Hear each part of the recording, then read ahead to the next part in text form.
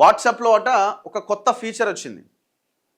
అంటే ఇప్పుడు మీ నెంబర్ ఏదైతే ఉందో నెంబర్ అవతలి వాళ్ళకి కనబడకుండా మీరు మీ యూజర్ నేమ్ ఏదైతే పెట్టుకుంటారో సో ఆ యూజర్ నేమ్ మాత్రమే వాళ్ళకి కనబడుతుంది. మీరు ఏదైనా యూజర్ నేమ్ పెట్టుకోవచ్చు.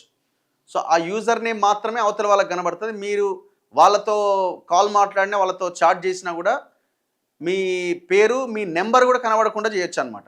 సో ఆ కొత్త ఫీచర్ అందుబాటులోకి వచ్చింది. ప్రైవసీని ఇంకా బలంగా తీసుకురావడంలో భాగంగా ఈ ప్రయత్నం చేసిరట. ఫోన్ నెంబర్ను వెల్లడించకుండానే చాటింగ్ యూజర్ల గోప్యత కోసమే అట. ఈ ఏడాది చివరికి అందుబాటులోకి వస్తుంది. సో ఇంక అందుబాటులోకి రాలేదట, ఈ ఏడాది చివరిలో అందుబాటులోకి వస్తుందట. ఫేస్బుక్, ఇన్స్టాగ్రామ్ తదితర సోషల్ మీడియా వేదికల్లో ఉన్నట్లుగానే వాట్సాప్లో కూడా యూజర్ నేమ్ ఫీచర్ త్వరలో అందుబాటులోకి రాబోతున్నది. దీని ద్వారా ఫోన్ నెంబర్ను వెల్లడించకుండానే అవతల వ్యక్తులకు మెసేజ్ పంపించడం, చాటింగ్ జరపడం వంటివి చేయొచ్చు. ఈ మేరకు వాట్సాప్ యాజమాన్య సంస్థ మెటా ఒక ప్రకటన విడుదల చేసింది. ఈ కొత్త ఫీచర్ వ్యక్తుల గోప్యతను మరింత కాపాడుతుందని, కొత్త వ్యక్తులకు మెసేజ్లు పంపించాల్సి వచ్చినప్పుడు వాట్సాప్ గ్రూప్లో జరిగే చర్చల్లో పాల్గొనేటప్పుడు ఇది బాగా ఉపయోగపడుతుంది అని తెలిపింది. ఇక అవతలని తిట్టాలంటే అవతలని ఏమైనా చేయాలంటే ఇక ఏదో ఒక యూజర్ నేమ్ పెట్టి ఈ ఇష్టం వచ్చినట్టుగా చేసే అవకాశాలు కూడా ఉంటాయి. అది కూడా పెద్ద ప్రమాదమే. ఈ ఏడాది చివరికి వాట్సాప్లో యూజర్ నేమ్ ఫీచర్ అమల్లోకి వచ్చే అవకాశం ఉంది. ఈలోపుగా యూజర్ నేమ్స్లో తమకు నచ్చిన దాన్ని ఎంచుకునే అవకాశాన్ని ఖాతాదారులకు కల్పించడానికి మెటా కసరత్తు ప్రారంభించింది.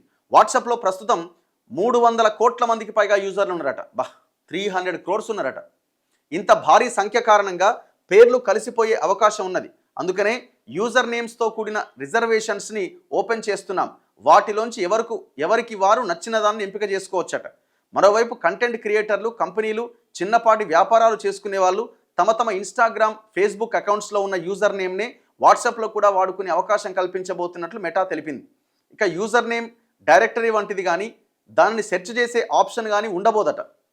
యూజర్ల గోప్యతను కాపాడడం కోసం దీన్ని ప్రవేశపెట్టబోతున్నారు. యూజర్ నేమ్ విధానం అమల్లోకి వచ్చిన తర్వాత ఎవరితో అయినా వాట్సాప్లో చాటింగ్ జరపాలంటే వారికి యూజర్ నేమ్ను షేర్ చేస్తే సరిపోతుంది. అయితే వాట్సాప్ అకౌంట్ను ప్రారంభించాలంటే మాత్రం ఫోన్ నెంబర్ ఉండాల్సిందే. అంటే అకౌంట్ స్టార్టింగ్లో వచ్చేటప్పుడు మాత్రం ఫోన్ నెంబర్ ఇవ్వాల్సిందే. సిమ్కి ఓటీపీ వస్తుంది. ఆ సిమ్ నుంచి వచ్చిన ఓటీపీ ద్వారానే మీరు లాగిన్ కాగలుగుతారు. సో ఇట్లా ఒక కొత్త ఫీచర్ని తీసుకొచ్చిందనమాట వాట్సాప్.